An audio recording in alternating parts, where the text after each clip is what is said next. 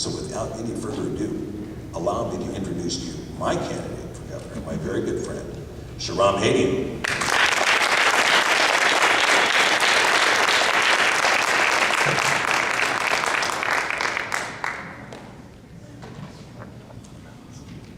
Wow, thank you.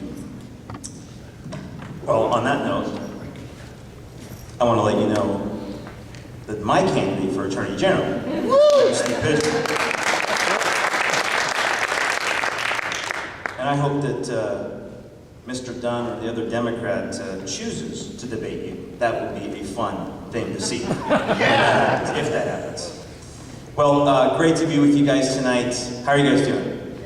Awesome, awesome. Well, we have a lot to talk about. Not a lot of time, and I want to just be able to share with you. Last time we were here, by the way, we had a phenomenal time. You guys are an incredible group. Yes, we are. Yes, you are. Absolutely. There you go. Give yourself a hand. Give yourself a hand. We had such an amazing time down here when we came down here earlier last year. Now we're in 2012, and we've been campaigning now for over 6 months, almost 6.5 months. We started in August, and you know, it's been incredible. We have a lot of things we're facing. We have a lot of challenges, but at the same time, there is hope. And that's what this campaign is about. That's what the message we're trying to get out, is that in the midst of all that is going on, we always need to maintain hope. But we have to be aware of what is going on, and we have to be willing to tackle the difficult things that we're facing. And we're not going to be able to tackle those things by doing things as usual. We're not going to tackle those things by saying, well, you know, if we just make some small tweaks and small changes, that we will be able to stop the tide that we're talking about. The tide that Steve was talking about. Steve and I have been working together on the Stand for Marriage Coalition. We have a team of people that are working on this, pastors and legislators and grassroots organizations and parachurch groups. We've been working on this. And the tide that we see and the things that we're concerned about, which I'll talk about a little bit when we get into a platform, regarding the dangers to not only our religious freedom and the attack on marriage, but to your right of conscience, your personal individual freedom that is coming. So we have to be very aware of these things, and so my heart is to make sure that we can get this information out. Now, let me just tell you a little bit about my background. Because for those of you who are new here tonight and did not know that there was another candidate for Attorney General and there was another candidate for Governor, well, tonight you know, and so you are without excuse, right? So you know now, and so we hope that you get the message out to all your friends and all your people. Because, yeah, you know, the interesting thing's been happening over the last 6 months. I've been in a lot of run-ins with the media, and every time I'm in a run-in with the media where they interview me or they, you know, they don't want to put my name on the screen. They don't want to put that I'm running for governor. Almost like we don't exist. And we've had some of those run-ins with the Republican Party. Now remember, I'm running as a Republican. And I'm going to talk about the platform in a few minutes. The platform of the Republican Party. And we stand on that platform. I stand on that platform. But some within the Republican Party feel that they should make the choice for the voters who the voters get to hear. They should make the choice who our next governor should be. And apparently they believe that the #1 criteria for being governor is how much money you raise. Well, if that's the case, Barack Hussein Obama should be president again. Because he's going to raise the most money, right? I mean, if that's our criteria for what makes a governor, what makes an attorney general, then we should just go ahead and vote now and be done. No. But the fact is that we need to know what somebody stands for.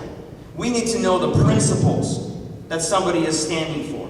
Because it's those principles that we're going to use to vet somebody and to keep someone accountable. As we've seen in this marriage issue going on over the last few weeks. Our Republicans, those of you who may be Republicans in this room, our Republicans unfortunately have failed us miserably. Yes. Yes. Republicans, they're all progressives. Well, not all, but some are, yes, unfortunately.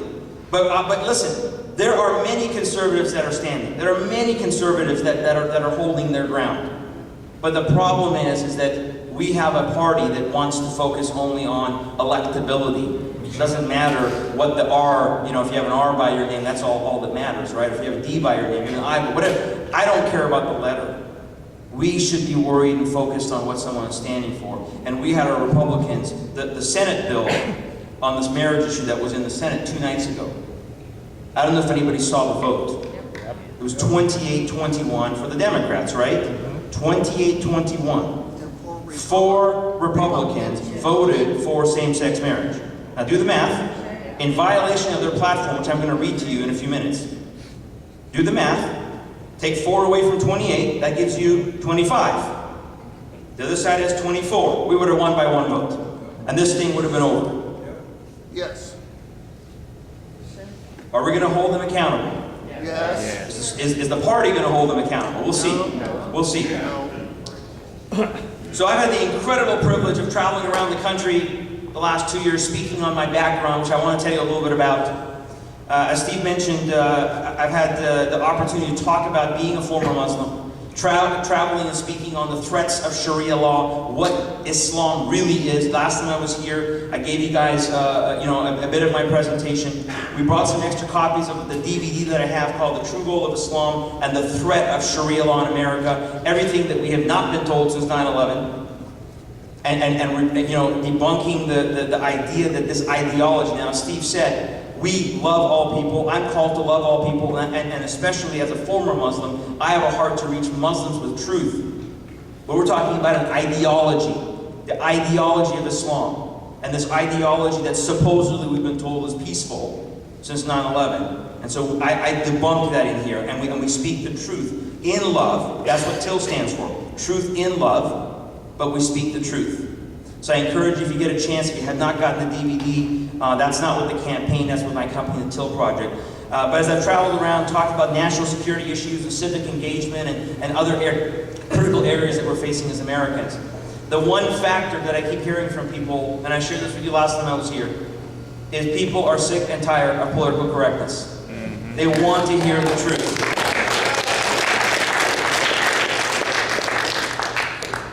They want to know where we are, they want to know where we stand, they want to know what we need to do to turn things around.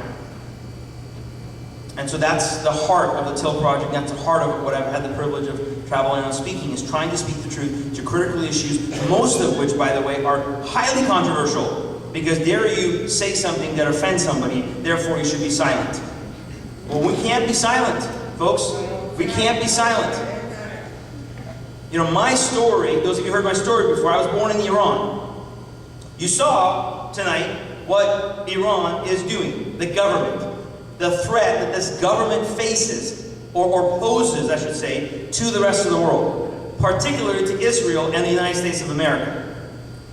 And so I was born there, and we left Iran in 1978 because my dad was concerned about what was happening. We left with just before the revolution happened, not knowing when it was going to happen, left with our suitcases. 6 weeks later, the government fell, and many of those young people that were in the street protesting at that time, because they were told that this was going to be a freedom, democracy movement, get rid of the Shah, get rid of this dictator, and usher in Islam, and everything will be wonderful. How's it worked? How's it work? You saw it tonight. I've watched that movie. I encourage you to watch it. The Iranian movie. Watch it. How's it worked? Ask some of those who have come out of Iran. How did Islam work for you? How does Sharia law work for you? How did it work being under a Sharia law government? So that was what happened to my birth country. So we left, came to America for freedom. I mean, we take it for granted, do we not? We take it for granted. Well, I don't take it for granted. Because Steve said, if this country fails, where do we go? If this country fails, where do we go? Now, I believe that God is still in control. I'm a person of faith, and I'm a pastor, and I believe God's still in control. But we are supposed to stand, not to give up. We are supposed to stand and speak truth, not be silent. Do it in love. Do it respectfully, even on this marriage issue. We're not out there trying to bash anybody. We're trying to stand for marriage. We're trying to stand for our families. For the cornerstone of our society. Has anybody read this bill? You know, it's funny, I was telling a group the other night that I feel like this is a Nancy Pelosi moment. Pass the bill to find out what's in the bill. Has anybody read this bill? Don't listen to the legislators down there. Don't listen to the media. Read the bill. The bill starts out with discriminatory language. The whole aspect of the bill is that anybody who disagrees with that lifestyle is discriminating. That's the whole premise of the bill. And they have a section in there that supposedly gives protection to religious organizations. By the way, it's a standalone section that the governor could veto at any time when she's about to sign the bill. That's what governor has the power to veto a section or the whole bill. And so even if they put that in there, when the bill is based on discriminatory language, you don't think they're going to come back and go after those that they deem as being discriminatory? Our freedoms, folks, in this state are about to change. That's just the God-honest truth. And we don't see it. So, that was my story. I came here in America. This was a place of freedom. It afforded me and my family freedom. And now I'm watching America, particularly the last few years, lose its freedoms at a rate that I never thought was possible. And I'm watching a government become more dictatorial, both at the federal and state level. I never thought would be possible, because for them, the Constitution is meaningless. Remember, truth evolves. It's an evolving document, right? No, that's why it was a constitutional republic. It means a constitutional republic as in a foundation. A foundation is supposed to be solid and not evolve. We're supposed to go back to a foundation when we go off track, because, as humans, we go off track once in a while, right? Yes. Some of us a lot. Sometimes I go off track. I have to go back to a foundation and know where my root is and where my stability is. But when truth evolves, then it just, put your hand in the air and which way the wind blows, and that's what you believe. Now you have first of all, let me say this. Here's the cool thing about America. Here's the great thing about America. You can believe that. That's what's so great about our country. If you want to believe that, you can believe that. But now you're going to force me to not be able to stand up for what I believe. I'm not okay with that. I'm tired of this one-way tolerance. I'm tired of this one-way, acceptance. You better accept what we say, but if we don't like what you say, we get to call you every name in the book. You don't think Steve Pigeon was called just a few names when he was fighting for 2.5 years to protect the names of 138,000 people in R-71 that our government spent millions of dollars trying to out? You don't think he was just called a few names and threatened a few times? That's courage, folks. That's courageous leadership.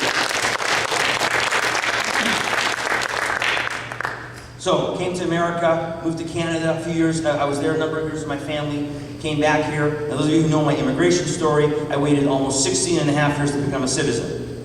8.5 to get my green card, over 7.5, or actually, I'm sorry, 15.5 years to get my green card. It was a long time. It was a really, really long time. Legally. I'm a proud U.S. citizen. This is my home.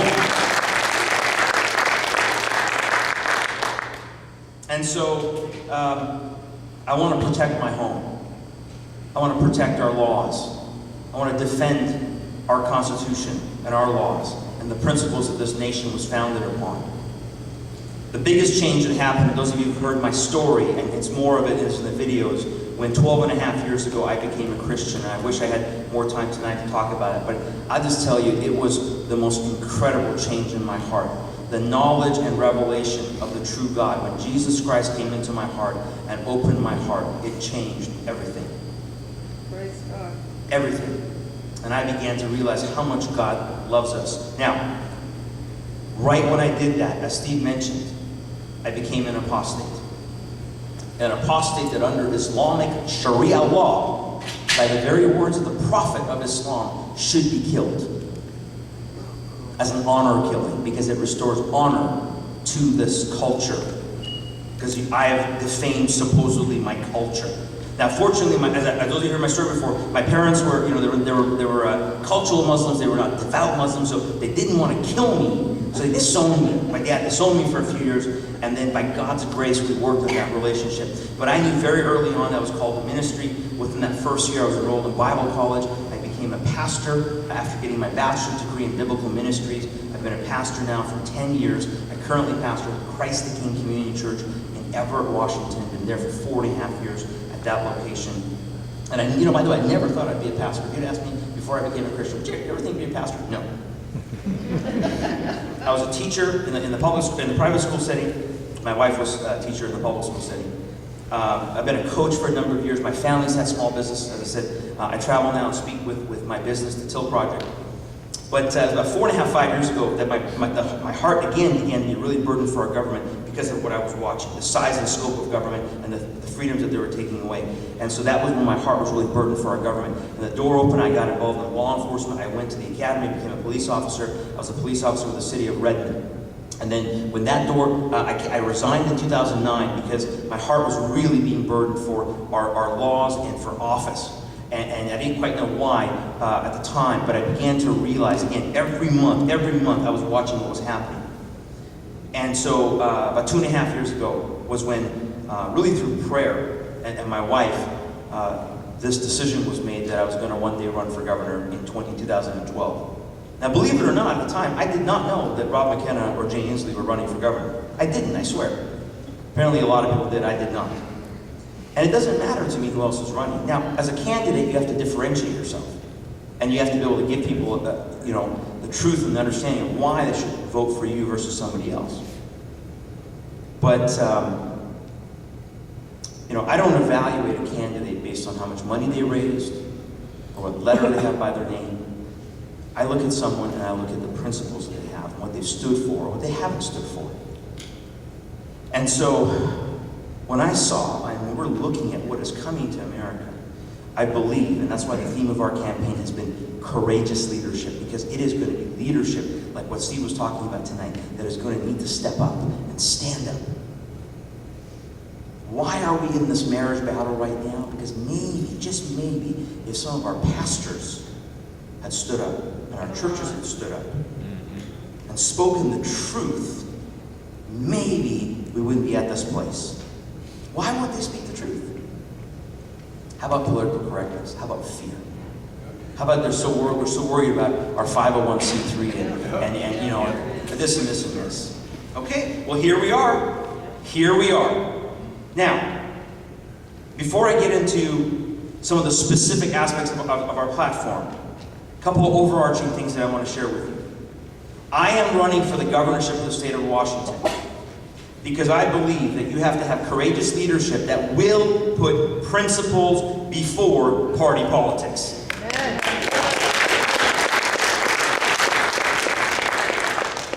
Any of you read the Republican platform or the Democrat platform? I've looked at both. I want to just read to you a very, very quick section from the Republican platform.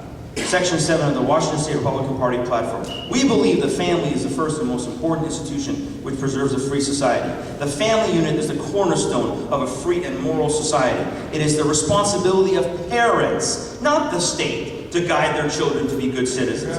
Government's responsibility is to uphold and respect traditional institutions, such as marriage between one man and one woman, protect the elderly and children from the harmful elements of society, and defend the unalienable right of human life from conception to natural death.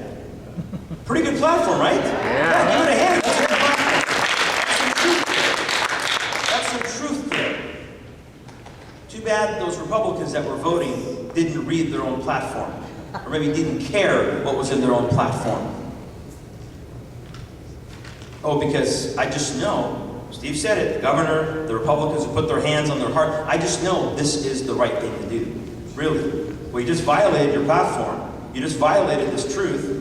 That's okay, they can make that choice, but we have to make a choice. If you are a conservative, if you are a Republican, if you believe in this party, then we have to make a choice. Are we going to stand on our platform or not? Are we going to stand on these principles or not? And are we going to hold people accountable?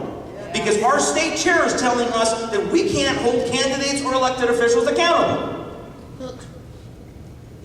Really?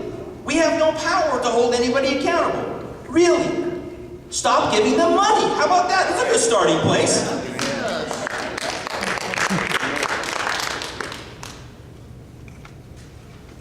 So principles before party politics. This campaign and my candidacy, we proudly stand on the platform of the Republican Party. 100%. And by the way, on our website, we have our principles, 12 principles that we've identified right on our website. This is Principles Before Party Politics. If you go to our website, Hadian2012.com, you'll see them there. Because you see, I'm not embarrassed to stand on principle, and I'm not embarrassed to stand on truth. And I'll stand on that because here's why. Here's why. I want you to know who you're voting for. And then you hold me accountable to what I've said to you. Yes. But if you don't know what I'm standing on, you don't know how to hold me accountable. We need courageous leadership to also be willing to go into this government and clean house. You have to gut this corruption. Yes. But you can't gut the corruption if you're part of the system. It's pretty hard to do that when you already made alliances and allegiances because of this and this and this and this. I believe you have to have somebody that is coming from the outside that does not owe anything to anybody to come in and do what is necessary. And it's going to be hard, and you're going to make enemies. And so we have already committed, number one, that anybody that is under the purview of the governor that is not protected by civil service will tender their resignation. And if they want to reapply, they can reapply. We're going to create a special committee to consider those reapplications. We also have looked at the 200 plus boards that the governor of the state of Washington appoints. I'll tell you right now, at least a third of those boards are gone. Oh, and how about the pharmacy board? That pharmacy board that the governor worked with to be able to persecute the little pharmacy in Olympia, the Stormans family, that for 5.5 years have been fighting our state government. The state has been spending $300,000 fighting a pharmacy. You know why they're fighting the pharmacy? Why? Because the pharmacy says, we do not want to sell a drug, the Plan B drug, that's an abortion drug. We're a private business, and we don't want to sell it because it violates our religious health beliefs and our right of conscience. You know what the governor said? You know what the pharmacy board said? Too bad, you're going to sell it. That's what this case is about. And now the Attorney General's office is involved, and now the brief that they made is, well, if we don't allow this pharmacy to sell this drug, we're going to establish religion, or a religion. I'm not making this stuff up. This is their actual brief that they put forward. This is where we're at. So the state can force a private business to violate their right of conscience? You better believe it. It's coming, just like what Mr. Obama did with the health care law. We're going to tell Catholic hospitals that they're going to perform abortion, whether they like it or not. You have 1 year to comply. Really. I'm ashamed, by the way, and I apologize to say this. Shame on the Susan G. Komen, whatever foundation that today feels their decision. I was so happy a week ago, or whatever it was, when they came out and said, we're going to pull money from Planned Parenthood, because they're lying to the public. And today they caved because of public pressure, supposedly. Are they going to return the donations? That's a great question. Are they going to return the donations? I don't know. I would call the company and ask, because the last week, you know what happened? They doubled their donations. When they did the right thing, they doubled their donations, and then they caved to pressure. Every penny. Every penny, absolutely. We need courageous leadership, folks, that's willing to recognize that we're in a crisis. Do you guys agree we're in a crisis? Okay. But we're not just in the economic crisis. We all know that. But as I've said in this campaign, we are in a moral crisis and we are in a national security crisis. There are threats to this country, foreign and domestic, folks, that are here and they're real. And there are threats to our family and our morality right now that are real. Now, let me just talk, and I've already kind of talked about this a little bit, but as you know, again, I mean, we're standing for marriage because we believe it's the cornerstone. We didn't pick this fight, right? We didn't bring this fight on, right? They should have been focusing on the budget. Yes. $2 billion, right? $2 billion. Senator Ed Murray cancels 4 budget hearings to work on the same-sex bill in a short session. Where's their priorities? But the fact is that they brought the fight. Now we're going to stand. Because enough is enough is enough. We're not retreating. We're not going to be silent anymore. You can call me whatever names you want. But I believe that marriage is the cornerstone of our society. And you remove that cornerstone and the whole thing comes crumbling down. I also believe that we must preserve the sanctity of life, because life is the foundational element of our Declaration of Independence, is it not? Life, liberty, and the pursuit of happiness. This state opened the door for abortion in 1970 through initiative. How many of you knew that? Not Roe versus Wade. 3 years earlier, we passed an initiative with the help of Democrats and Republicans. Thank you very much. And by the way, you know what that initiative is called? This is why this initiative is so important, what Steve's talking about, so we can title it and name it. Because that initiative was called Every Child Should Be Wanted. So when you voted yes, you were saying every child should be wanted, and if they're not wanted, you should kill them. How's that for a title for you? We need to close that door, but here's some practical things we're going to do. I'm going to propose governor-sponsored legislation to push parental notification and parental consent laws. This is too long that we've been in this place. This is common sense legislation. I want to personally promote, not the government. I don't want the government to fund this. I want to personally promote and go out there and advocate that every crisis pregnancy center should have an ultrasound in its office. Because when women see the truth, 8 out of 10 times they choose life.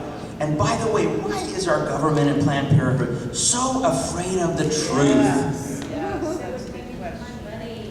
Money. Could it be? And I will commit that not a single dime of our taxes are going to go to Planned Parenthood. That's not going to happen across my desk because I will veto any bill that has funding for Planned Parenthood. Any bill, period. And if they want to raise their money, go out and raise your own money like crisis pregnancy centers do. But why should you and I have to violate our conscience when we're paying our taxes to fund something that is against our right of conscience?